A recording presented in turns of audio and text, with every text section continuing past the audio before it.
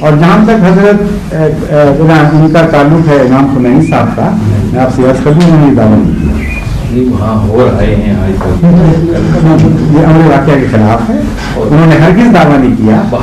اصل بات میں اس کو جاتا ہوں، امام خمینی نے یہ دعویٰ کیا ہی نہیں، ان کا عقیدہ اگر آپ سمجھیں تو وہ عملاً سارے شیعہ ائمہ اپنے آپ کو نائب امام کہتے ہیں۔ ان کا عقیدہ یہ ہے کہ امام موجود ہے، زندہ آ چکا ہے، وہ کل کی راہ نہیں دیکھ رہے ہیں، وہ یہ کہتے ہیں کہ وہ دوبارہ واپس آئے گا، اور ایک امام کی موجودگی میں جسے خدا بنا چکا ہے کوئی دوسرا امام بن ہی نہیں سکتا۔ اس لیے وہ کہتے امام ہیں، لیکن ان کی مراد یہ ہوتی ہے کہ ان کی نیابت کر رہا ہے ان کا قائم مقام ہے، اس لیے وہ دعویٰ نہیں ہے۔ اور آج تک انہوں نے امام خمینی صاحب نے کبھی یہ دعویٰ نہیں کیا کہ خدا نے مجھے مقرر کیا۔ ایک فکر آپ نہیں دکھا سکتے